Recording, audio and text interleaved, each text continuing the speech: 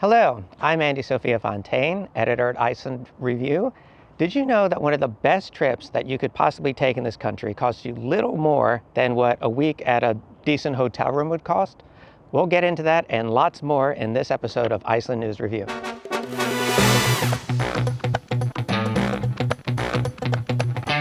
The island of Viðey, which is just off the coast of Reykjavik, right behind me, is home to something you might be able to see here. It's the Imagine Peace Tower, and this was gifted to us by Yoko Ono on October 9th, 2007. And it's going through some much needed repairs right now.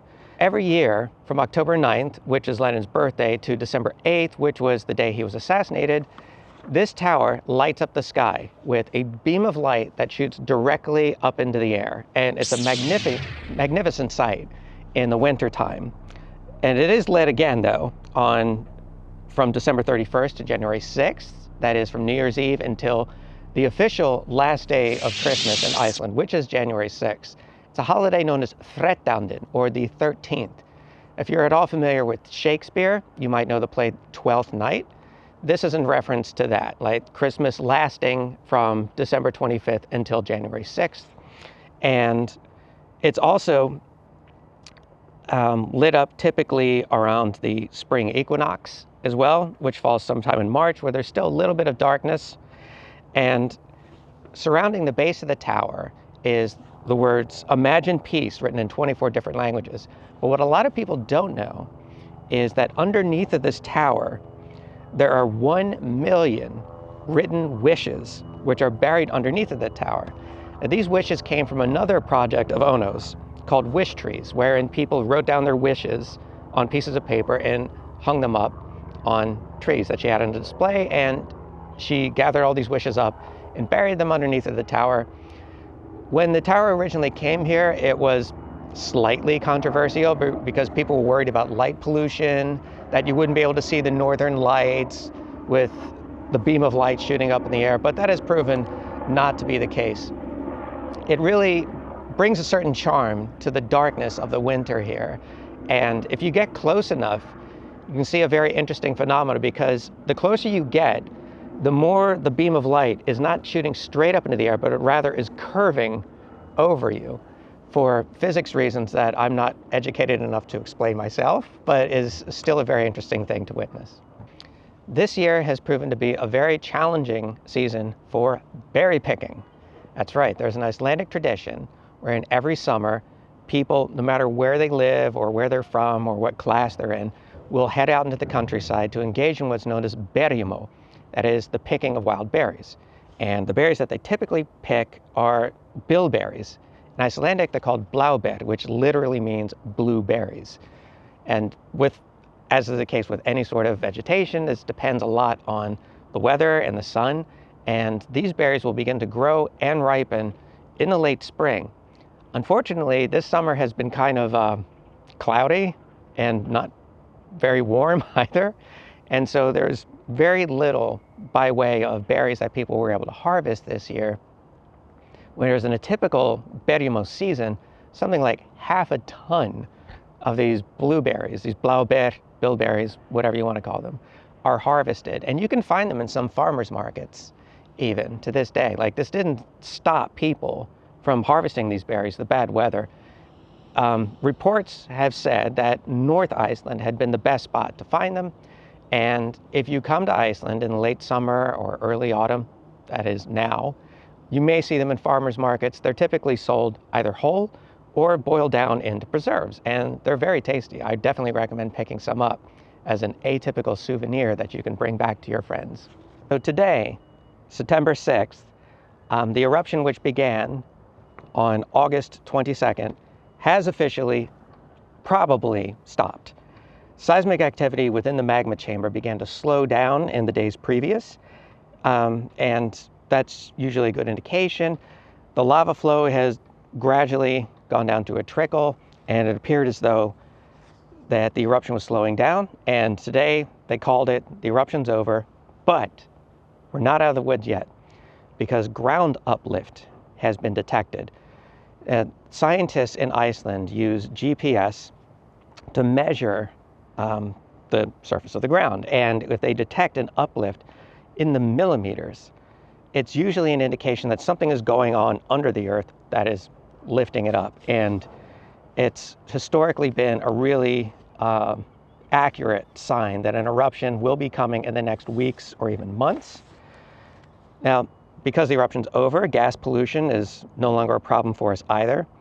And there had been attempts of people to get close to the eruption site. You may have seen on our site, there was one person who was caught on drone footage literally standing on the lip of one of the craters of bubbling lava. So with this in mind, when the next eruption comes, I'd like to give you some words of advice.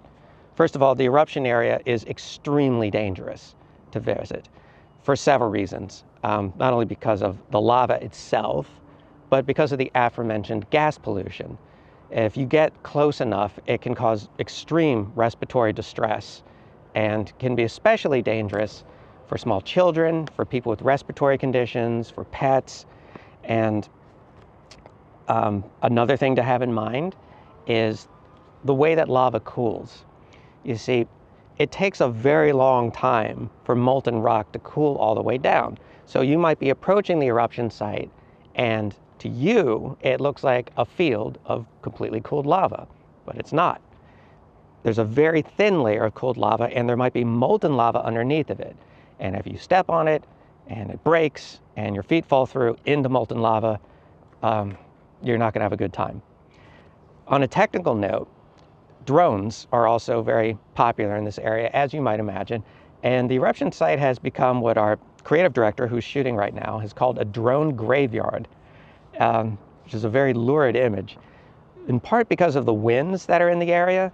And so you take your drone out very close to the eruption, and then the wind knocks it over, or maybe like a plume of lava shoots up in the air and hits your drone, very dramatic. You're not getting that drone back. And from what I understand, drones are pretty expensive, so do keep that in mind. I mean, you can get a lot of traction on social media for great drone footage, but maybe do the cost-benefit analysis before you take unnecessary risks where that's concerned. Iceland is a very peaceful country, but we're not without our problems. And one problem that has recently arisen is teenage boys carrying knives.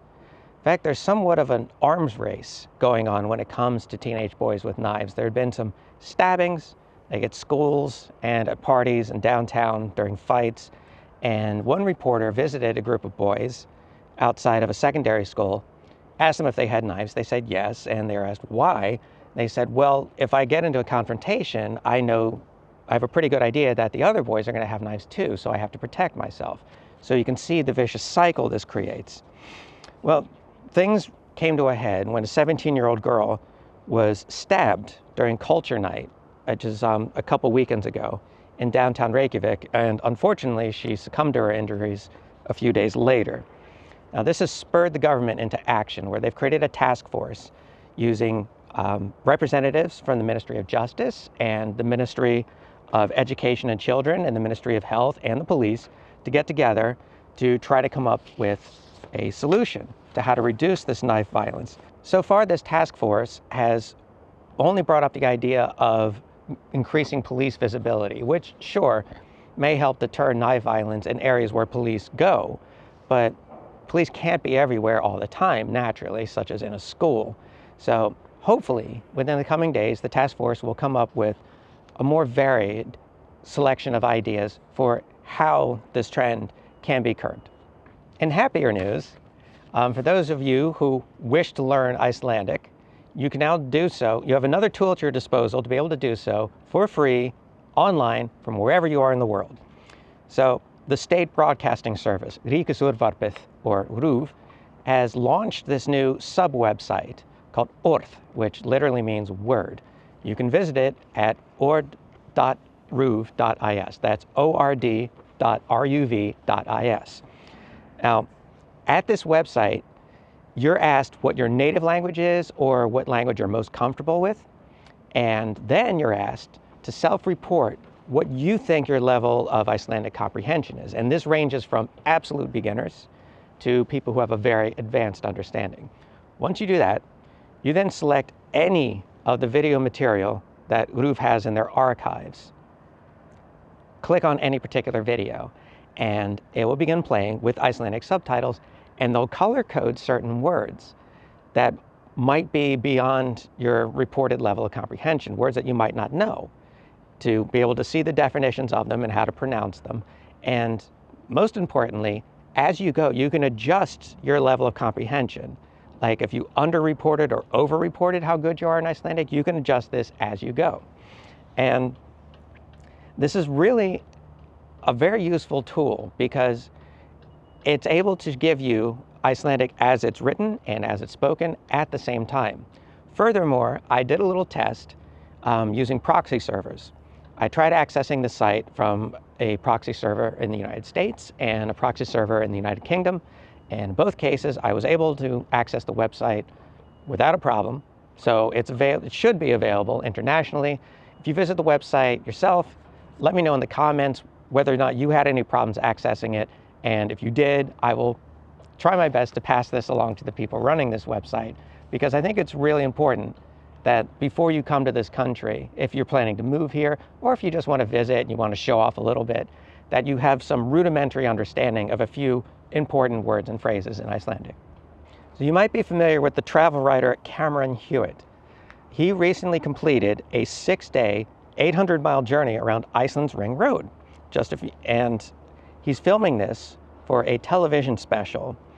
I've linked to a Travel Talks video that he did about Iceland just a few years ago in the description.